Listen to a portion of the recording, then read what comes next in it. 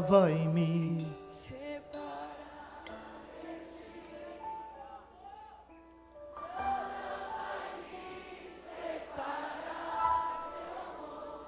Tu és o meu Senhor,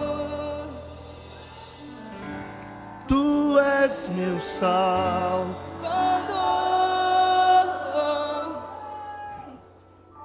A minha esperança está, Minha única esperança. confiança. Minha confiança.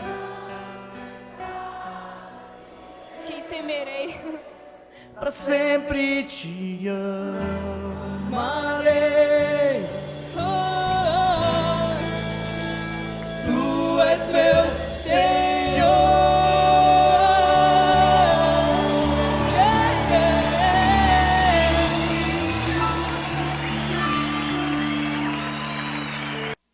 Bom dia, irmãos. Paz seja convosco. Que bom que você está aqui na casa de Deus. Hoje nós vamos para a nossa aula de número 4, onde nós vamos entender um pouco mais sobre a divindade do nosso Senhor Jesus e a sua humanidade também. Tá?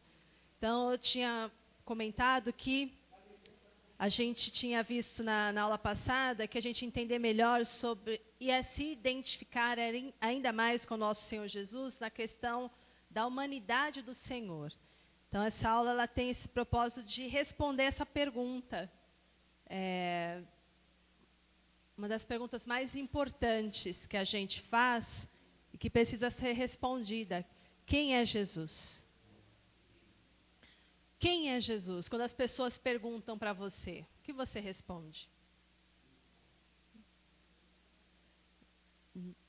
Senhor e Salvador? O meu Senhor e Salvador? O que mais vocês respondem?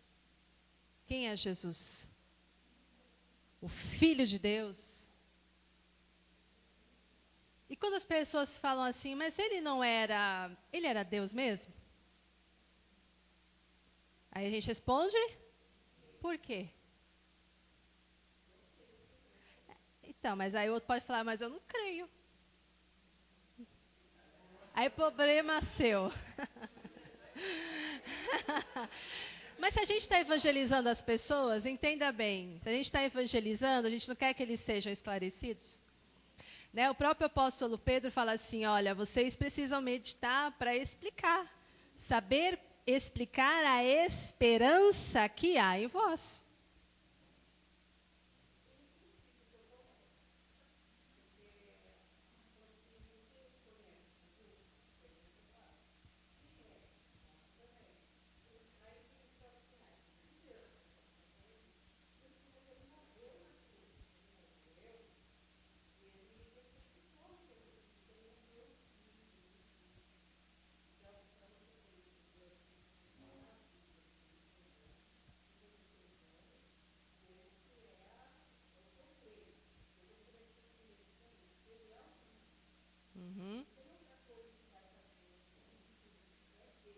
Tá, então deixa eu mudar só um pouquinho a pergunta aqui.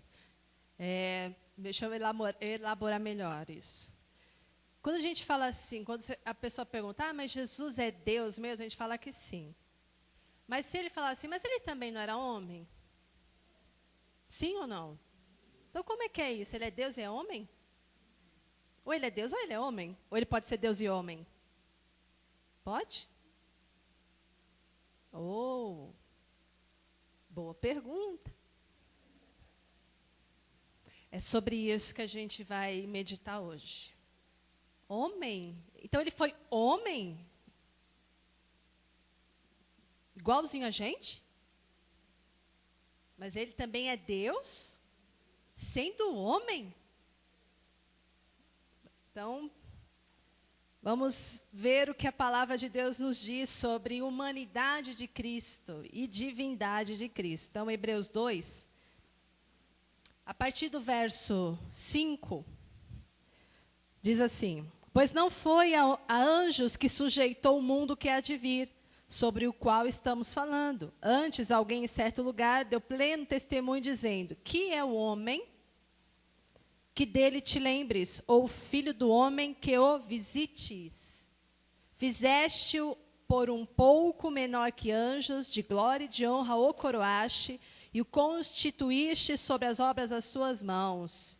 Irmão, você já viu esse versículo em outra parte da Bíblia? Salmo 8. A transcrição, uma parte do Salmo 8 está aqui, em Hebreus 2, tá? Todas as coisas sujeitaste debaixo dos seus pés. Ora, desde que lhe sujeitou todas as coisas, nada deixou fora do seu domínio. Agora, porém, ainda não vemos todas as coisas a ele sujeitas. Vemos, todavia, aquele que, por um pouco, tendo sido feito menor que os anjos, Jesus, por causa do sofrimento da morte, foi coroado de glória e de honra, para que pela graça de Deus provasse a morte por todo homem. Porque convinha que aquele por cuja causa e por quem todas as coisas existem, conduzindo muitos filhos à glória, aperfeiçoasse por meio de sofrimentos o autor da salvação deles. Pois tanto o que santifica como os que são santificados, todos vêm de um só. Por isso é que ele não se envergonha de lhes chamar irmãos, dizendo: a meus irmãos declararei teu nome, cantar-te-ei louvores no meio da congregação. E outra vez, eu porei nele a minha confiança. E ainda, eis aqui estou, eu e os filhos de Deus que me deu. Visto, pois, que os filhos têm participação comum de carne e sangue, destes também ele igualmente participou, para que, por sua morte, destruísse aquele que tem poder da morte, a saber, o diabo. E livrasse todos que, pelo pavor da morte, estavam sujeitos à escravidão por toda a vida. Pois ele, evidentemente, não socorre anjos, mas socorre a descendência de Abraão. Por isso mesmo convinha que em todas as coisas se tornasse semelhante aos homens, para ser misericordioso e fiel sumo sacerdote nas coisas referentes a Deus e para fazer propiciação pelos pecados do povo. Pois naquilo que ele mesmo sofreu, tendo sido tentado, é poderoso para socorrer os que também são tentados. A natureza divina, a humanidade de Cristo sempre foram temas polêmicos, até para a igreja. Difícil de entender como Jesus pode ser filho de Deus e filho do homem. Difícil para a nossa mente entender, mas pela palavra a gente consegue compreender, a nossa mente é transformada. Então, irmãos, por exemplo, o evangelho que João escreveu, o apóstolo João escreveu, ele escreveu para firmar, reafirmar, mostrar que Jesus é Deus. Enquanto que você vê o evangelho de Marcos provando, mostrando que Jesus é filho do homem, humano, com necessidades humanas. Até 4 séculos depois de Cristo, 450 depois de Cristo, havia debate entre os próprios cristãos sobre essa questão. Jesus é totalmente filho de Deus, Jesus é totalmente filho do homem, Jesus é Deus e homem, tá? Então houve um concílio, o concílio da cidade de Calcedônia. Que nome, né? Parece que é a cidade dos calçados, Calcedônia. Em 451, onde eles reuniram a igreja e entraram em acordo e fizeram o chamado, como se fosse uma declaração de fé, tá? Então, eles colocaram ali como artigo da sua declaração, do que eles defendem e entendem, que sim, Jesus é Deus e sim, Jesus é homem. Então, mais ou menos eles escreveram assim, ó: se Jesus é verdadeiramente homem e é verdadeiramente Deus. Um só e mesmo Cristo, Filho, Senhor, unigênito, que se deve confessar em 2 naturezas. Então a gente confessa Jesus como Cristo, ungido de Deus, Filho de Deus, mas também como Senhor e também como Cordeiro de Deus. Porque ele precisava ser o Cordeiro de Deus para tirar o pecado do mundo. Ele precisava ter carne e sangue. Então, como começa aqui? Confessamos, ele é um só e mesmo Cristo, ele é Filho, ele é Senhor, é unigênito, que se deve confessar em duas naturezas inconfundíveis, ou seja, a sua divindade e humanidade não se confundem. E imutáveis, inseparáveis. Não é só filho do homem, não é só filho de Deus. Foi humano e foi Deus. Então, essa natureza é inseparável, essa natureza é indivisível. A distinção das naturezas, de modo algum, é anulada pela união. Então, se tornou, mas ele é o verbo. Pela palavra do seu poder, tudo foi criado. Pela palavra do seu poder, tudo é sustentado. Mas, esse verbo vai para o ventre de uma mulher, uma virgem. Então, é a semente de Deus dentro de um ventre humano. Natureza que se uniu, divina e carnal, que se uniu, mas essa união, de modo algum, ela é anulada. Essas naturezas não são anuladas quando elas se uniram. Ele continuou sendo divino e agora humano. Pelo contrário, as propriedades de cada natureza permanecem intactas, tanto a divindade de Cristo quanto a sua humanidade, concorrendo para formar uma só pessoa e subsistência, não dividido ou separado em duas pessoas. Tá? Então, só filho do homem, só filho de Deus. Não, é um só. Jesus Cristo, homem e Deus. Então, se a gente fosse definir para alguém, mas se ele era só profeta, como assim filho de Deus e não sei o quê. Aí você fala assim, olha, ele é 100% homem e ele é 100% Deus. Pronto. Então, se você não consegue lembrar tudo isso aqui que está escrito, as naturezas deles concorrem, mas formam uma só pessoa, elas não se anulam, essa união e tal. Não, 100% homem, 100% Deus. O nosso Senhor, gente, ele não foi apenas homem na aparência. Você fala assim, ele tinha que ter um corpo, ele tinha que se mostrar para os discípulos, Não, ele não foi só homem na aparência.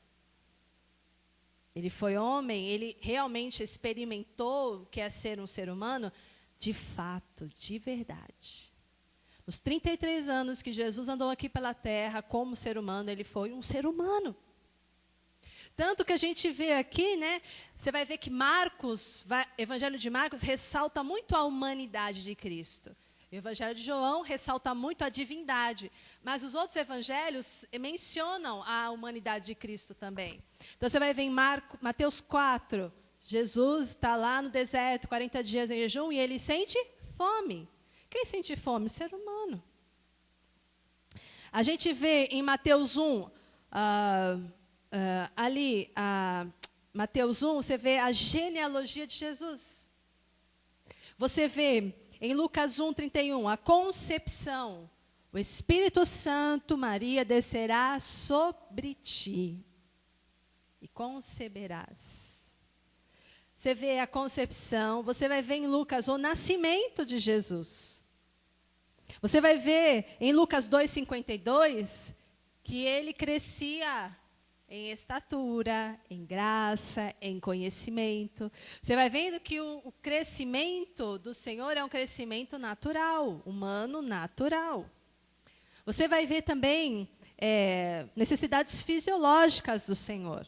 Fome, sentiu sede na cruz do Calvário e deram vinagre para o nosso Senhor. Ele chora quando ele vê Maria, por causa da morte de Lázaro, ele sente compaixão das pessoas, as necessidades emocionais, mas também as fisiológicas. Ele se aborrece, ele se ira, se angustia. Tudo isso acontece com gente humana. Por isso, queridos, entendam uma coisa, você é humano também. Então, você vai ter espiritualidade, mas você também tem sua humanidade. Então, quando você recebe uma má notícia, Às vezes, uma primeira sensação que você tem é de medo, é de aflição, porque você é humano, calma. Calma. Depois isso vai passar. Depois isso aí vai sendo, essas coisas vão sendo, esses medos, esses sentimentos, eles vão sendo sufocados pela fé. Mas você sentir essas coisas é até natural, por favor. Tá? Você ficar irado, normal, só não pode dar na cara do outro. Porque aí é pecar. Irai-vos, normal, vai sentir isso. Jesus também se irou. Pegou um chicote e vamos lá, limpar esse templo. Mas não pecar. Sentir as coisas você vai sentir, mas calma que depois o Senhor vai te dando equilíbrio para lidar com tudo isso, tá? Por que Jesus teve que se tornar homem? Ele é Deus, Ele é o Criador de todas as coisas. Mas por que Ele teve que se tornar homem? Então, Hebreus aqui, ele foi nos dando partes e o roteiro do porquê isso precisou acontecer. Tá? Ele citou o Salmo 8, né? Quem é o homem para que Deus se lembre dele? Filho do homem, para que o visite. Fizeste, Deus fez o ser humano um pouco menor que os anjos, mas coroou o ser humano de glória, de honra. Irmãos, a primeira menção que está sendo feita aqui, que agora vai se cumprir em Cristo Jesus, mas o Senhor fez o homem. Quem foi o primeiro homem? Adão, né? Até as crianças que estavam aqui ontem iam saber. O primeiro homem foi Adão. Adão é completamente diferente, foi feito completamente diferente do que cavalo, né? Do que qualquer outros bichos ali. Então, o ser humano é um animal racional? Oi? Ele é racional, mas ele não é animal. Deus teve o dia que criou os bichinhos. Deus se escolheu um dia para criar o ser humano. O ser humano não é animal racional, gente, pelo amor de Deus. Porque Deus fez o homem à imagem e semelhança dele. E Deus deu um mandato para o homem.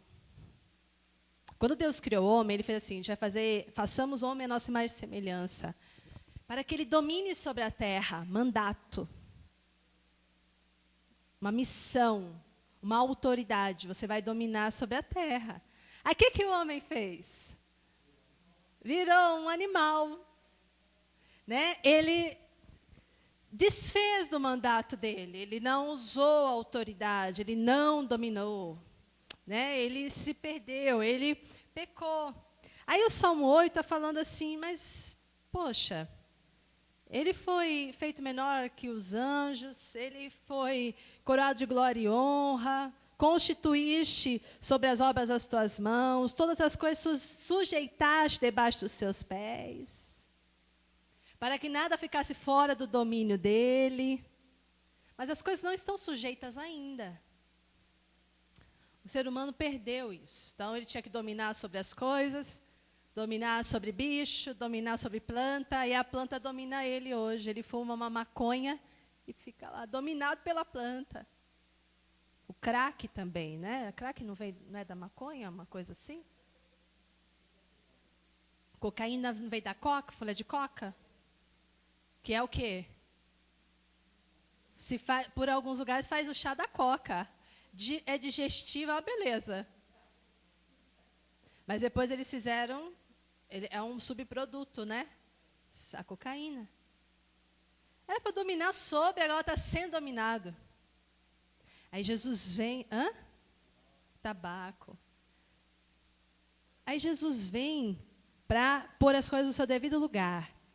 O homem recebeu o mandato divino para reinar, para dominar, não sobre o outro. Vira e mexe, a gente fala sobre isso, mas é bom sempre ter isso fresco na memória. Não podemos dominar sobre a outra pessoa, isso não é de Deus. Deus não fez a gente para dominar sobre o ser humano, Deus fez a gente para dominar sobre as coisas, sobre a natureza, sobre os animais, não sobre o outro. A não ser que você veja em mim, né, uma mulher samambaia, então vai saindo alguns raminhos, algumas coisas aqui, eu sou uma planta, aí tudo bem. Mas se eu sou ser humano, não pode vir querer me dominar. Nem eu posso querer dominar sobre o outro. Ficar assim, eu sou uma mulher meio controladora mesmo. Está errado, isso não é bom. Isso não é bom. Querer mandar no outro, querer saber, querer, entendeu? O que está acontecendo, não sei o quê, e forçar. Não pode ser. A opressão não é de Deus. Isso aconteceu com o pecado. Aí o homem quer dominar sobre o outro, ele quer tomar a terra do outro, ele quer impor a ele a religião dele, quer impor a língua. Né? Por isso que vai começar a haver as guerras. Porque é um homem querendo dominar sobre o outro homem. Então, o ser humano ele deveria reinar sobre tudo que Deus criou, mas por causa do pecado ele perdeu esse poder, jogou fora esse mandato. E agora, em vez de reinar, ele é um escravo. Que tragédia, hein? Era para ser rei, agora é escravo.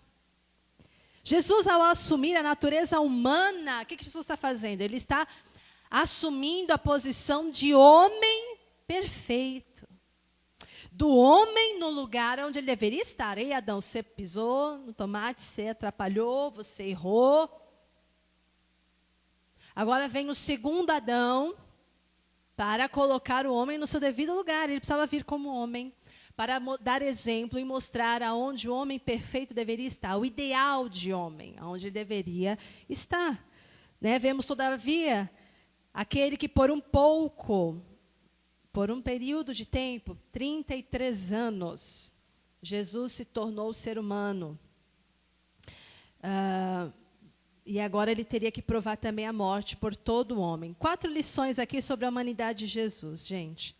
Então, Jesus, primeiro ponto. Por que ele teria que se tornar homem? Para cumprir o mandato que Deus entregou a Adão. Adão perdeu, Jesus vai fazer se cumprir agora. Mostrar que sim, o homem pode dominar e cumprir o plano original de Deus. O homem pode cumprir o plano original de Deus, sim. Jesus mostra isso na vida dele. Então, 4 lições aqui. Ó. Primeiro, o período da humanidade de Jesus foi... Aliás, a humanidade de Jesus tinha que durar um período. Então, Hebreus fala, por um pouco tempo, tendo sido feito menor que os anjos.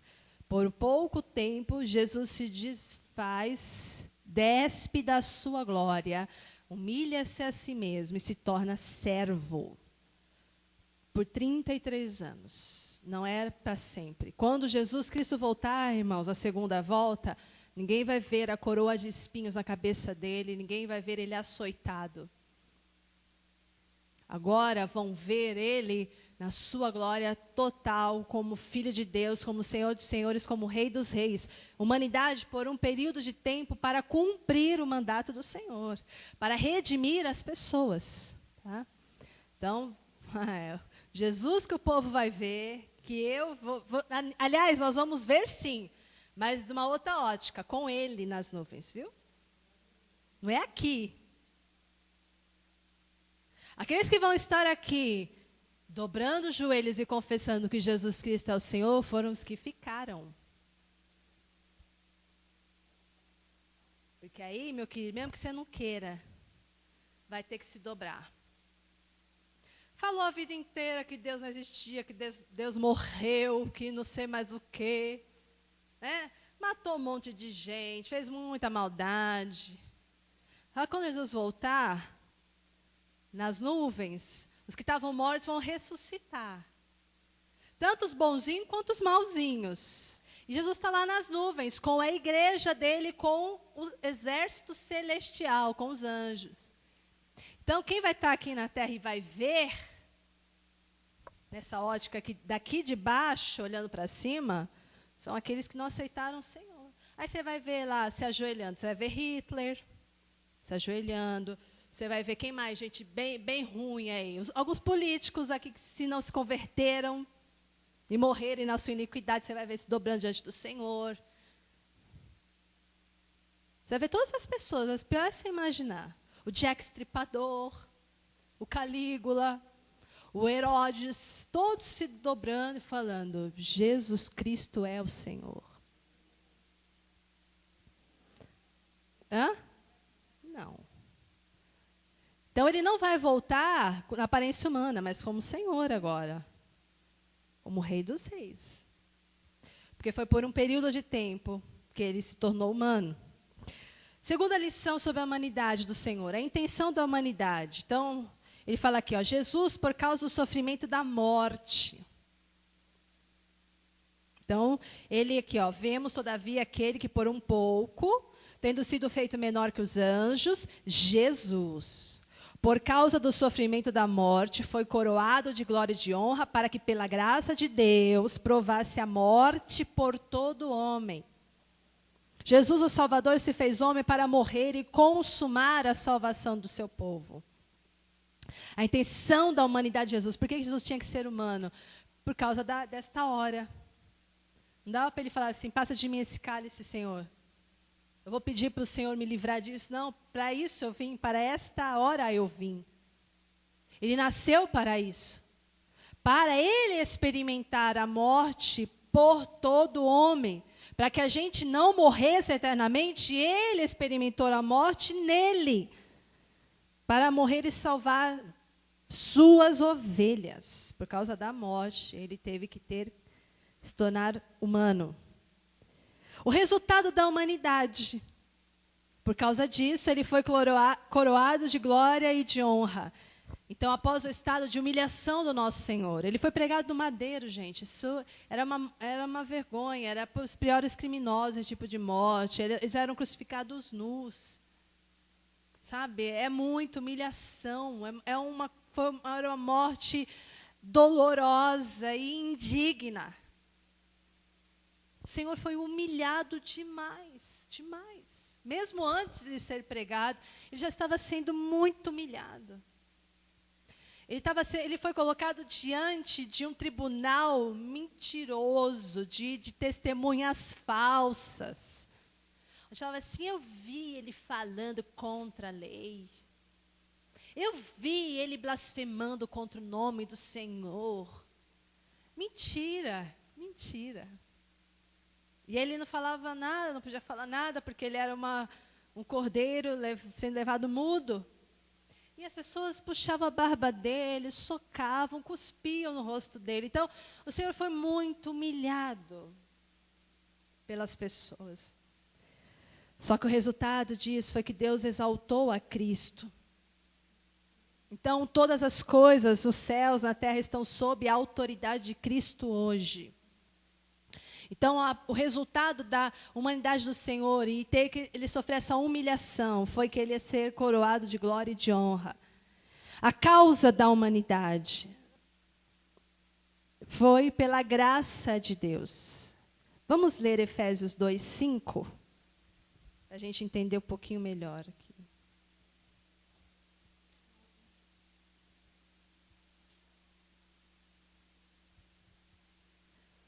Na minha Bíblia, o título desse capítulo está assim, ó, do pecado para a salvação pela graça. Olha que coisa maravilhosa. Do pecado para a salvação pela graça. Aí a palavra do Senhor diz assim, Efésios 2:5. E estando nós, mortos em nossos delitos, nos deu vida juntamente com Cristo. Pela graça sois salvos, e juntamente com ele nos ressuscitou e nos fez assentar nos lugares celestiais em Cristo Jesus, para mostrar nos séculos vindouros a suprema riqueza da sua graça, em bondade para conosco em Cristo Jesus, porque pela graça sois salvos mediante a fé, e isto não vem de vós, isso é dom de Deus, isso é presente de Deus. Jesus, ele escolheu se tornar humano e essa decisão, ele se entregar por nós, porque nos amou primeiro, isso mostra, bom, já que ele vai ter que ser humano, ele vai vir para morrer por nós, para ter carne, para participar do que é ter carne e sangue, para o sangue expiar os pecados. Então, a partir do momento que ele decidiu, quero ser humano, ele sabia que ele ia morrer. E ele escolheu morrer porque ele queria que a gente fosse salvo. E isso mostra o amor dele, mas mostra a graça dele. Ele está nos dando um presente que a gente não merecia. A graça de Deus. É impossível você separar essa graça de Deus com o amor de Deus. Porque Ele ama, Ele foi extremamente gracioso conosco. Porque Ele nos ama, Ele nos deu algo que a gente jamais mereceria. Nós não fizemos por merecer isso. Então, a graça é o equivalente ao amor de Deus. O amor levou Deus a se encarnar e a morrer pelos nossos pecados. A causa da redenção era o amor infinito de Deus. Então, Deus Pai nos amou tanto que não poupou o seu próprio Filho. Lembrando sempre que o Filho se deixou matar, tá bom? Jesus não foi assassinado. Jesus quis e permitiu isso. Se deixou morrer. Ele doou a vida dele. Então, primeiro ponto, Jesus tinha que se tornar homem, e aí se tornou o homem perfeito para cumprir o mandato do Senhor, que Deus tinha entregado a Adão. E segundo, para ser autor da salvação. Em Hebreus, no capítulo 2, no verso 10, fala assim: porque convinha que aquele por cuja causa e por quem todas as coisas existem, conduzindo muitos filhos à glória, aperfeiçoasse por meio dos sofrimentos o autor da salvação deles.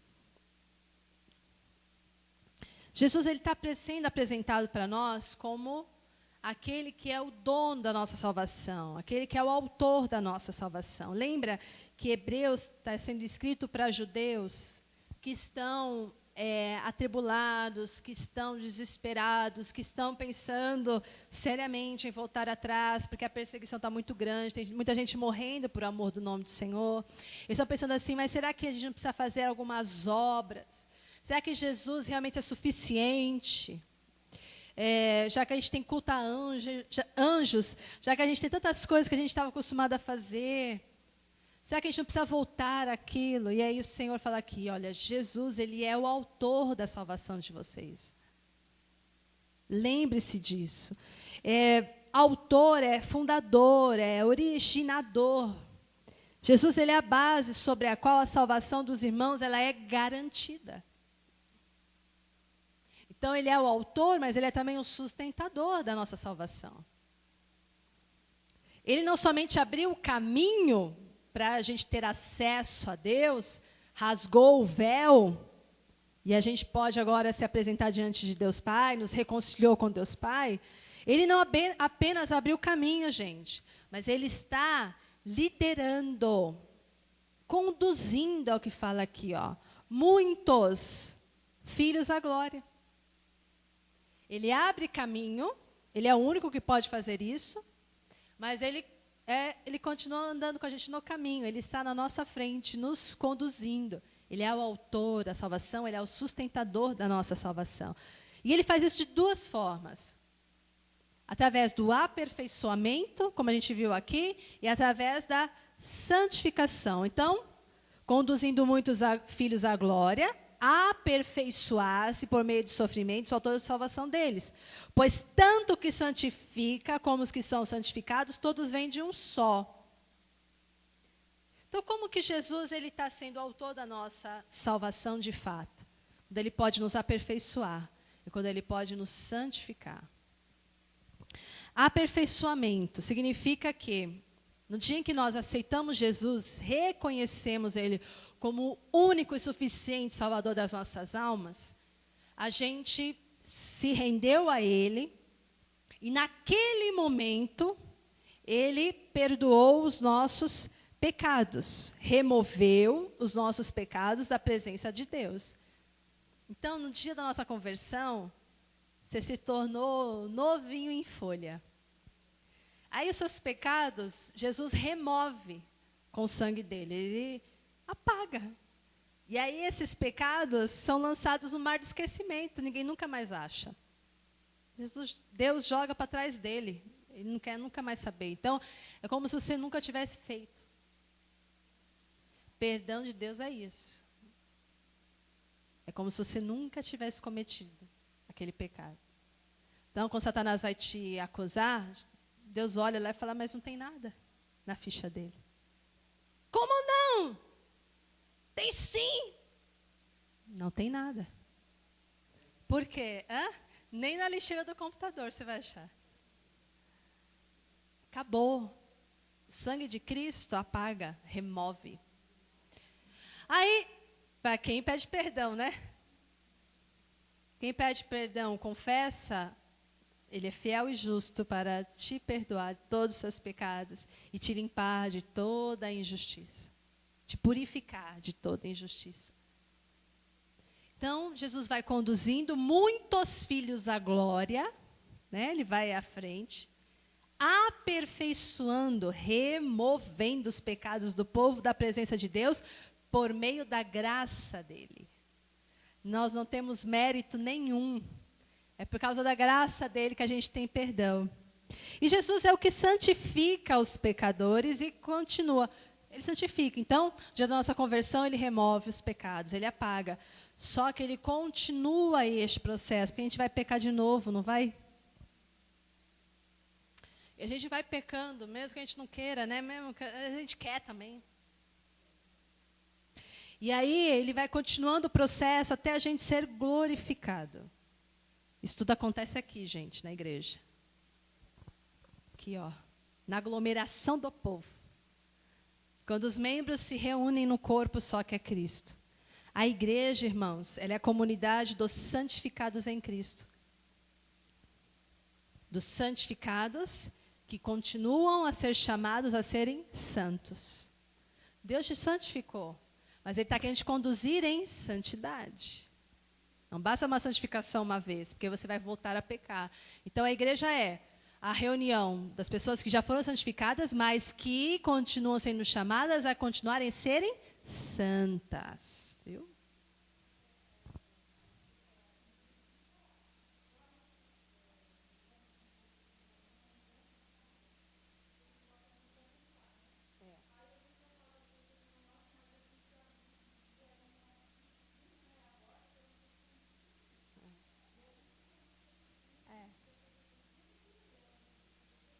Sim.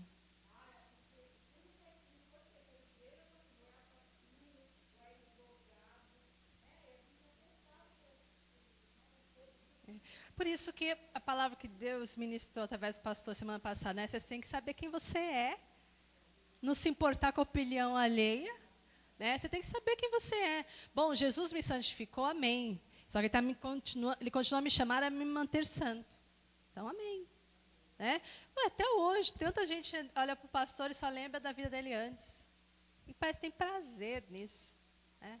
Ficar querendo chamar de leitão. Sabe? Falar da época que ele bebia. Gente da família. Se você se deixar abalar por isso, não adianta, porque sempre vão falar. Sempre vão te relembrar. Mas aí você fala, mas eles riem, né? Eles dão uma zombadinha. Então, já faz quase 20 anos isso. Né? Já faz quase 20 anos nessa... Se eles nunca quiserem entender, ou nunca quiserem acreditar que há uma mudança de vida, problema deles fazer o quê? Mas, assim, é a maneira como a gente lida com isso. Que vão te apontar, vão. Que vão querer te lembrar, mas você era terrível, você não sei o quê, você fazia isso com as pessoas, isso aqui, sim, é verdade, eu me envergonho disso. Mas você tem que se lembrar o quê? Se você se arrependeu, pediu perdão a Deus, Deus nem lembra mais disso. Acabou. Acabou. É isso que você tem que se lembrar. Apóstolo Paulo passou por isso.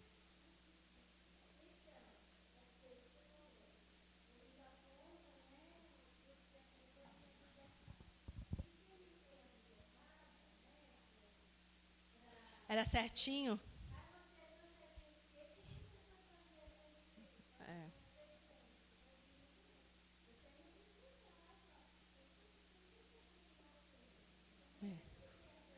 Sempre haverá, né, uma maneira do povo criticar.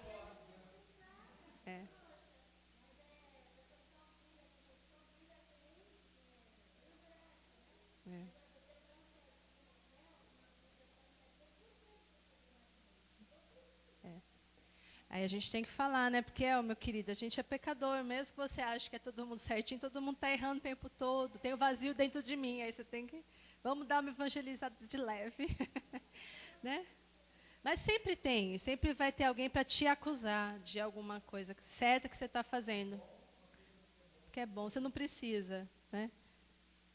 Ou se você era muito ruim, você não é digno. Porque é ruim demais também. Verdade. Então o Senhor está nos aperfeiçoando, o Senhor está nos santificando. Os crentes aperfeiçoados, pela Bíblia, eles são chamados de 3 formas. Tem 3 títulos, vamos dizer assim, para esses crentes, esses irmãos.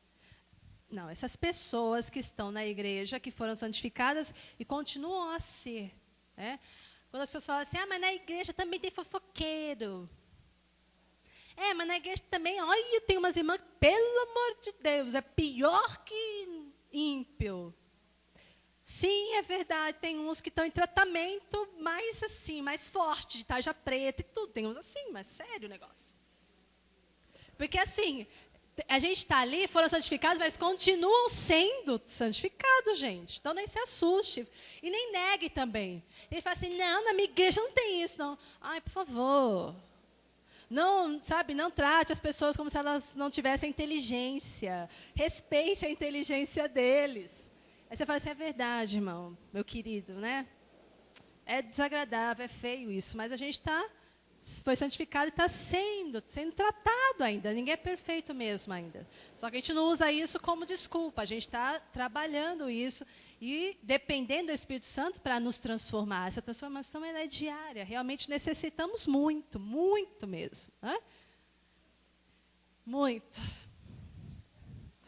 Esses crentes aperfeiçoados são chamados de 3 maneiras: de irmãos, de adoradores e de filhos. Você sabe que Jesus, quando ele contava as parábolas, o Senhor ele tem um cuidado tão grande com as palavras, gente, que às vezes a gente não tem nenhum, né?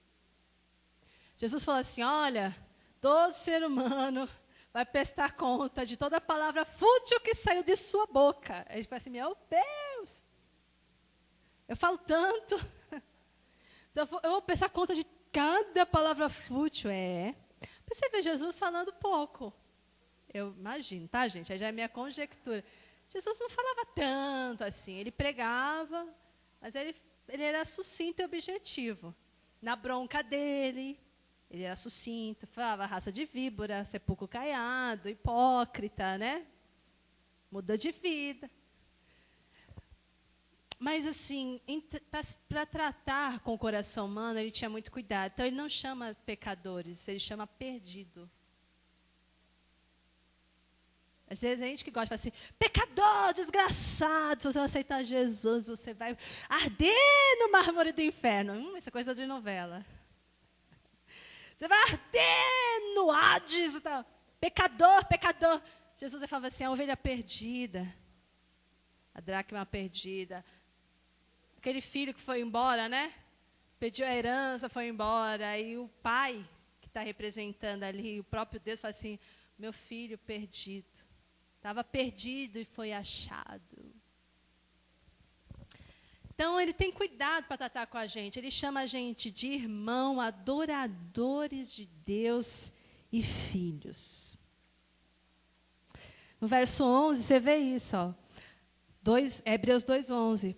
Pois tanto que santifica como os que são santificados, todos viemos de um só. Por isso é que eles não se vergonham de lhe chamar irmãos. Os crentes passam a ser irmãos de Jesus. Então, a gente pode entender que o nosso Senhor Jesus, ele foi o primeiro de muitos irmãos. Ele é o primogênito, né? Ele é o primeiro. Seria chamado de irmão mais velho? Sim. Mas eu acho que falar assim, até irmão mais velho é diminuir muito, né? Quem ele é. Mas daria para a gente entender dessa maneira, assim. Então, ele é o primeiro de muitos irmãos. Ele chama a gente de irmão. A gente nasceu de Deus agora através da graça que ele nos ofereceu. Ele nos chama também de adoradores, porque no verso 12, vai falando assim, ó, que ele não se envergonha de nos chamar irmãos, e dizendo, a meus irmãos declararei teu nome, cantar-te-ei louvores no meio da congregação. Então nós somos os irmãos, são transformados em adoradores do Senhor, sacerdotes do Deus vivo. E filhos, no verso 13. E outra vez, eu porei nele a minha confiança e ainda, eis que estou eu e os filhos que Deus me deu. Os filhos são dádivas de Deus ao Filho. Em síntese, a igreja é a família de Deus. Através de Cristo Jesus, então, nós nos tornamos irmãos uns dos outros e dele. Nos tornamos adoradores de Deus e nos tornamos filhos do Senhor também. Por que que o Senhor Jesus teria que se tornar humano? Terceiro ponto, para destruir o poder do diabo e da morte. Verso 14, fala assim, visto, pois, que os filhos têm participação comum de carne e sangue. Eles são feitos de carne e sangue. Então, igualmente, participou dessa condição. Jesus teria que se tornar carne e sangue por um motivo, identificação conosco. Ele se tornou, ele participou da carne e do sangue, ele compartilhou do mesmo gênero. Do mesmo gênero. Tem na TV um canal chamado Animal Planet, né? Eu acho que é nesse canal que tem a seção fofura, não é? Lá, muito fofos. Aí eu estava zapeando lá, aí tinha lá filhotinhos, né? De cachorrinhos, de várias raças. Aí você fica lá, eles brincam, aí você faz, que fofo. É. Tem coisas que são muito fofinhas de você olhar, né? Às vezes uma caretinha de uma criança querendo dormir, brigando com o sono, olha para você dar risada, você fala, que fofo. Tem alguns animais que a gente acha assim, coisas que a gente acha assim, legal, né? Um esquilinho, a família de esquilo, lá no parque, quando a gente ia no Parque do Carmo, o pastor não gosta de ir muito lá não, mas eu gosto de ir lá, acho o parque bonito e tal. Então tem, acho que é uma família de esquilo, você passa, eles estão correndo na sua frente assim, eles são super ariscos, né? Aí vai, pega as coisas, sobe e tal, eles ficam ali conversando, né? Aí você fala, que fofo. Aí você fica o dia inteiro olhando essas coisinhas, né? Fofinho. Mas assim, você querer ser igual a ele é outra coisa, né? Eu vejo que foi isso que Jesus fez com a gente. Ele participou do mesmo gênero. Gente, o rei de toda a glória, querer se tornar um humano, ele se humilhou demais. Ele se identificou com a gente. Não porque ele precisava saber, tá, gente? Jesus precisava saber o que é ser humano para ver como a carga. Nada disso. Ele é onisciente, sabe todas as coisas. Mas é para mostrar para você que ele sabe. É para mostrar para a gente que ele sabe o que é padecer. Viu? Ele sabe o que é ser traído, tá? A gente acha assim, ai meu Deus, essas coisas acontecem comigo. Você já viveu coisa bem pior do que a gente está suportando aí. Ele se identificou conosco, gente. Ele participou, ele compartilhou do que é ter carne e sangue. A ideia é que Jesus nunca foi por natureza carne e sangue, mas ele se fez temporariamente. Dos filhos dos homens, Deus faz filhos de Deus, porquanto Deus fez o seu filho tornar-se filho do homem. Isso tudo para destruir o poder do diabo. E, por exemplo, o segundo ponto aqui, três lições importantes para destruir o poder do diabo. Ele se identificou com o ser humano. Segundo ponto, a questão da escravidão. Os filhos de Deus, eles estavam sujeitos à escravidão eterna do diabo. Eles pecaram, então a recompensa do pecado é a morte, o salário é a morte. Eles iam morrer eternamente. Então, os filhos dos homens tinham medo da morte, pavor, na verdade, da morte. Estavam escravos disso. Viviam como escravos no império das trevas. Gente, a vida sem Jesus é uma vida de escravidão espiritual. A pessoa ela acha que ela está livre, ela acha que ela tem direito de ir e vir. Na verdade, ela não tem. Ela está sempre presa num quartinho móvel, sabe? Ela não fica presa dentro do quarto, na casa dela, mas para onde ela vai, ela leva aquilo. Aquele medo, aquela frustração, aquele ódio, aquele trauma, aquele vazio. Ela acha que ela está livre, mas é um escravo. Vida sem Cristo é uma escravidão espiritual terrível. Isso não é uma suposição, tá? Isso não é uma sugestão, isso é um fato verídico. Isso é uma realidade. Quem não tem Cristo Jesus é um escravo. Jesus ele veio para se tornar homem e livrar do poder do diabo, libertar. Ele veio e destruiu aqui, destruiu através da sua morte, destruísse aquele que tem poder da morte, a saber, o diabo, e livrasse todos os que, pelo pavor da morte, estavam sujeitos à escravidão por toda a vida. Jesus veio para libertar as pessoas dessa escravidão.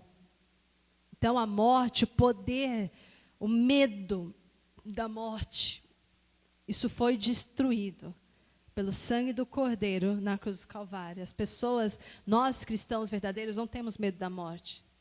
Aliás, quando você pensa em morte, você fica até num dilema. Eu pensei, eu gosto de ficar aqui por causa da minha família, mas eu também não vejo a hora de ver Jesus. Então, isso é um dilema para a gente.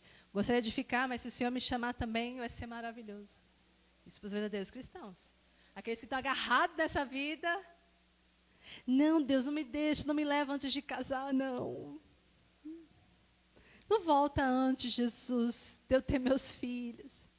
Não volta antes, Jesus, de eu poder estabelecer os meus negócios e viajar pelo mundo. Eu tenho um sonho, eu queria tanto ter nascido na família Sherman, sei lá, que viaja o mundo naqueles veleiros. Ai, que coisa sensacional isso. Aí um dia Deus há de me dar essa oportunidade. Conhecer o mundo em 80 dias. Não, Jesus, não me leva antes disso. O que é isso aí? Estamos amando mais as coisas terrenas, né? Tem gente que fica nesse... Eu não vou evangelizar muito não, porque se evangelizar Jesus volta logo, eu tenho alguns projetos ainda que eu quero que aconteçam. Parece ridículo, né? Mas às vezes as pessoas demonstram ter esses pensamentos com suas atitudes, gente. Nós não temos medo da morte, nós não temos medo de nada.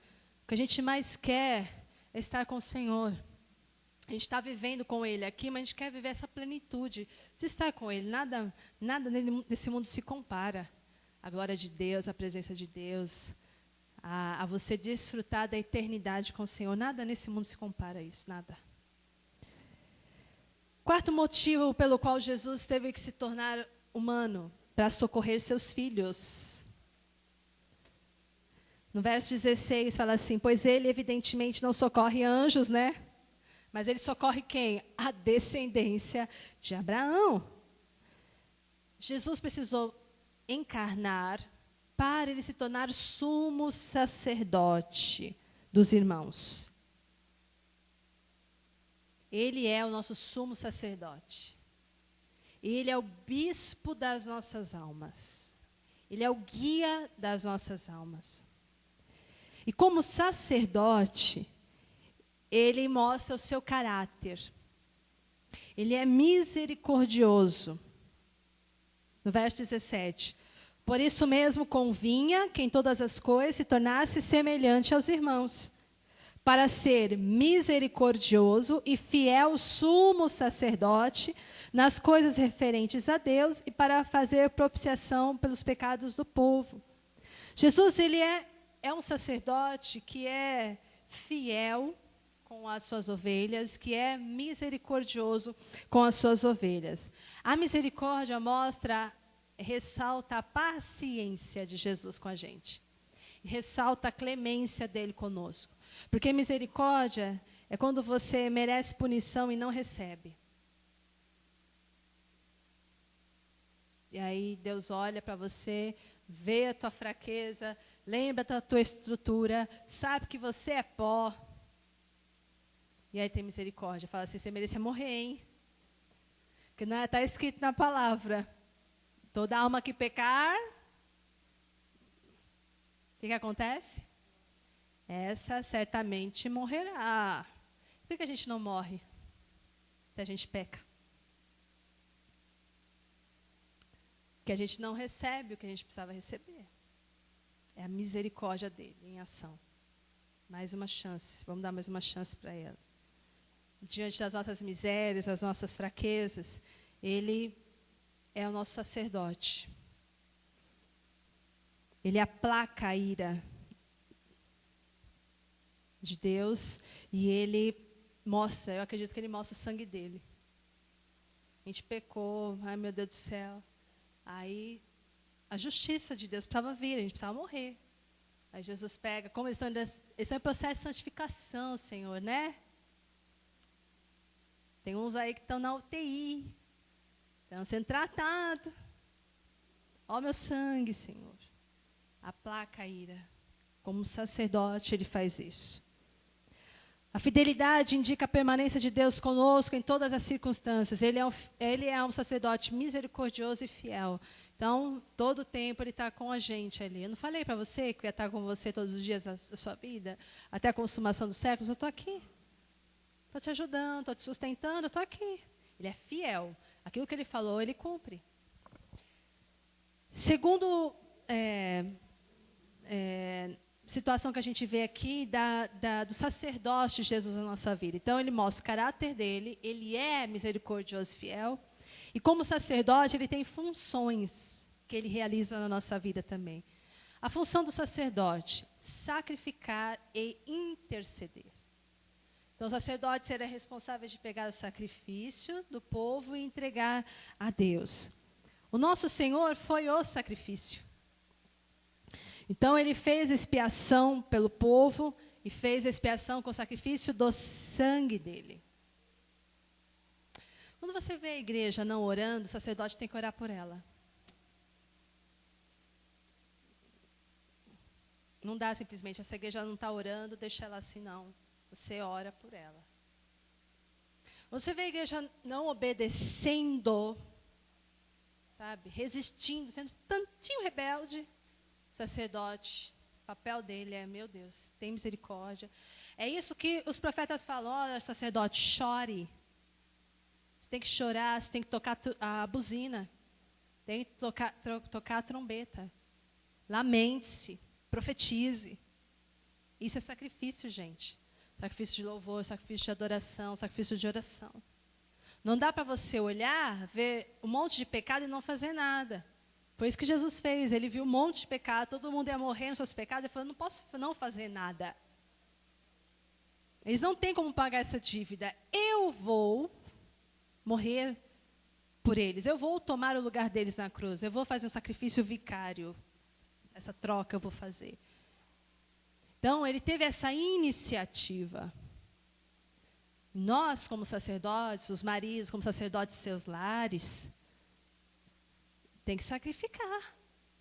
É você que vai lá e ora, é você que vai lá e profetiza, você que vai lá e anuncia a palavra do Senhor. Não é olhar e não fazer. Sacerdotes que são omissos, que não fazem o trabalho deles, Deus tira, né? Deus tira. E o nosso Senhor Jesus não. Ele é um sacerdote fiel. Então, ele fez expiação pelo seu povo através do seu sangue. Os nossos pecados foram imputados a Jesus, ele morreu em nosso lugar. Só que como sacerdote, ele também intercede em nossa defesa e para o nosso bem. Então, nosso Senhor Jesus está lá no céu, adestrado, assentado à destra do Pai, fazendo o quê? Intercedendo por nós. Intercedendo. Ele ora pela igreja dele. Ele orou diante dos discípulos, com os discípulos. Você vê isso no Evangelho de João, capítulo 14 até o 17. A oração sacerdotal de Cristo. Ele fala assim, eu estou orando por vocês, eu estou orando por aqueles que ainda vão crer. Olha que coisa maravilhosa. Estou pedindo, Pai, não dá para tirar eles do mundo, né? Mas livra eles do mal.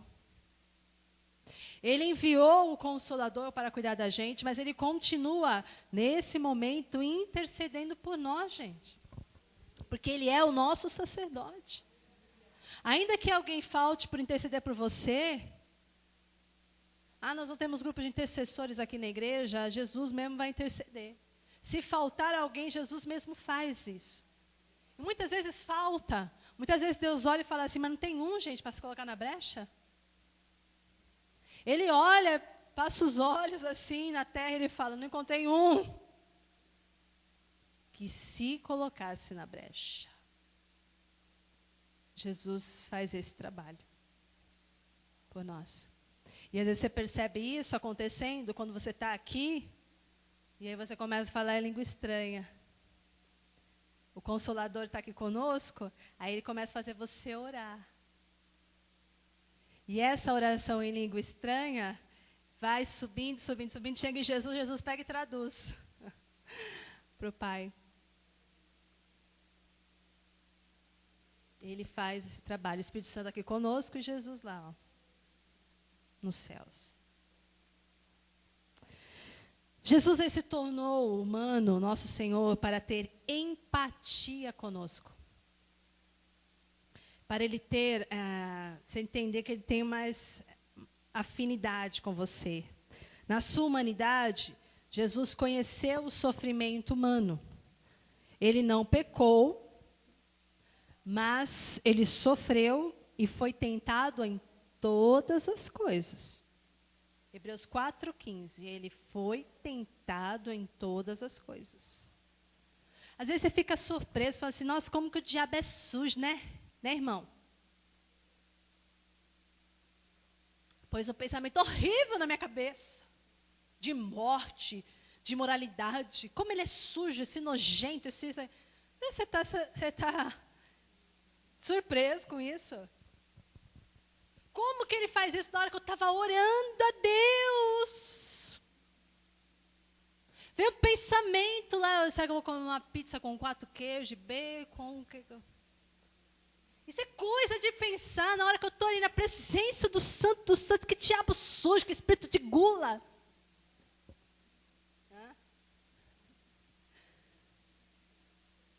Gente, ele tentou Jesus. E fala aqui em todas as coisas. Você está pensando o que ele vai te respeitar? Ô diabo, você me respeita. Você me respeita. A Rose estava falando com o João, né? A Rose. Aí não faz isso do João e não sei o que, João. João me respeita. Ela ficou falando tanto isso que aí ela falou que já está assim, já. Me respeita, né? Me respeita, dando risada para ela. Sabe, tá levando menor a sério, não está levando nada a sério que ela está falando. Me respeita. Você acha? Que coisa, meu Deus. O diabo não respeita você, não. Gente, ele se subelevou contra o Deus vivo. Ele se rebelou contra Deus. E ainda fez conspiração infeliz. Não bastava ele sair do céu, ele queria mais gente com ele. Você acha que ele vai tratar você como?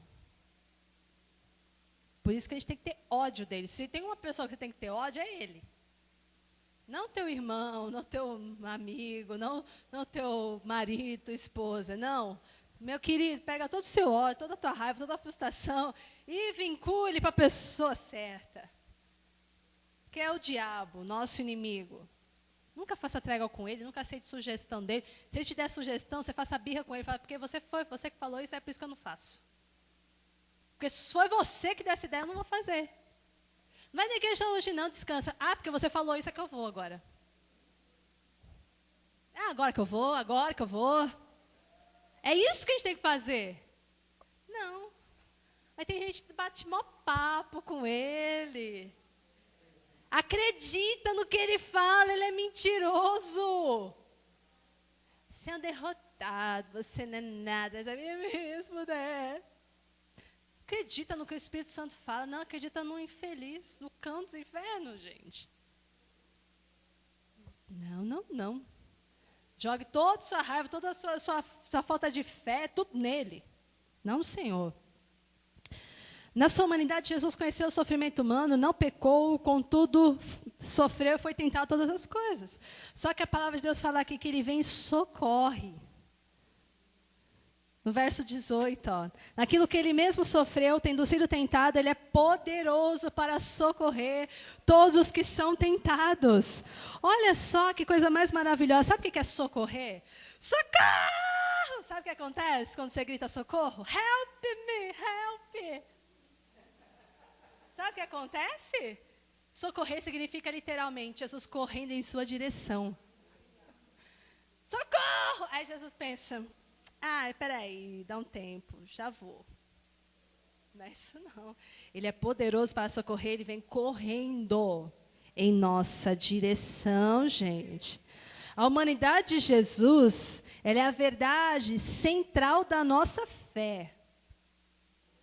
Você precisa acreditar que Jesus é homem, 100% Deus. Porque se você não acreditar que ele foi 100% homem, se você não entender que ele conhece você, que ele pode socorrer quando você é tentado, a sua fé vai ser fraca. A sua fé não está bem fundamentada. Por quê? Porque se Jesus não se tornasse homem, Jesus não poderia morrer em nosso lugar. Então, se Jesus não morresse em nosso lugar, a nossa fé nele seria ineficaz, sem motivo e sem razão, gente. O sacerdócio de Jesus seria uma farsa. E a obra de intercessão seria uma mentira.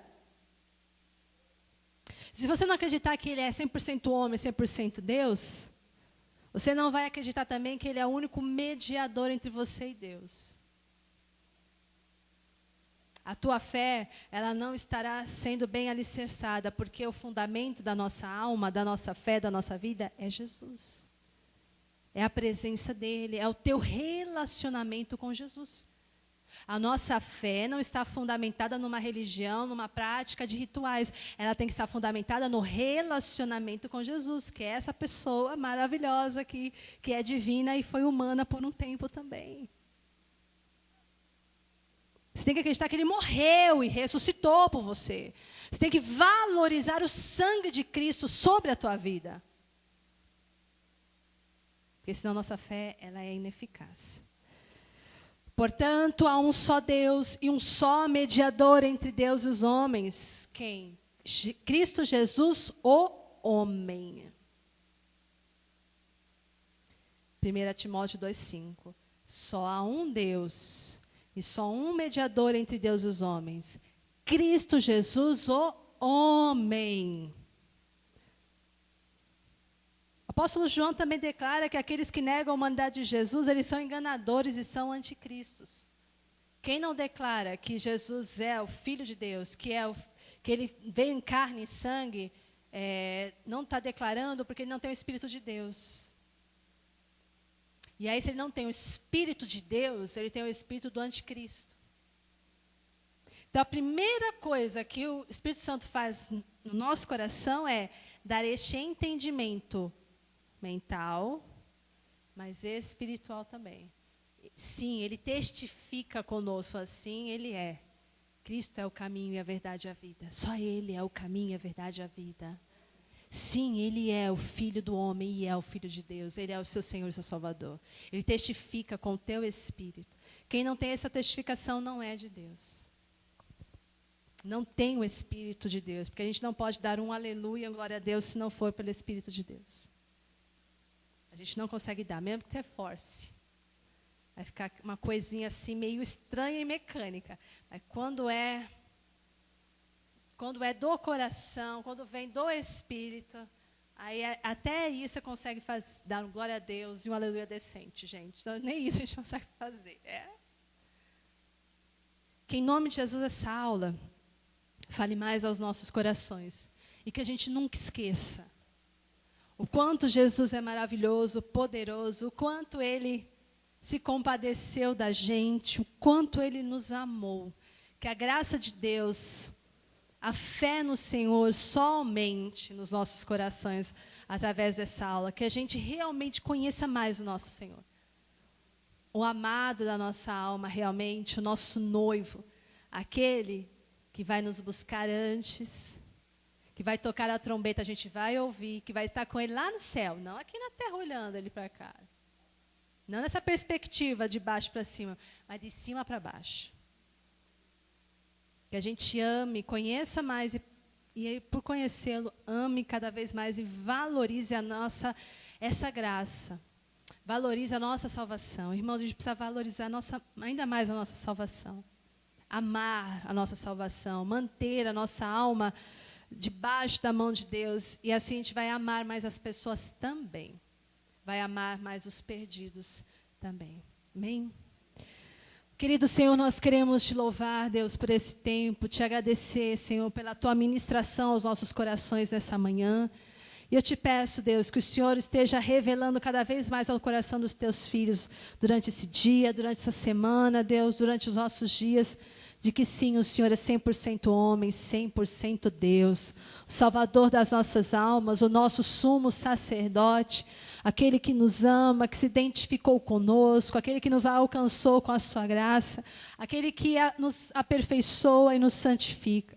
Pai, que em nome de Jesus, esteja bem forte essa realidade sobre nós, para que jamais queiramos viver a nossa vida sem Ti, Senhor. Em nome de Jesus, que assim seja. Amém e amém.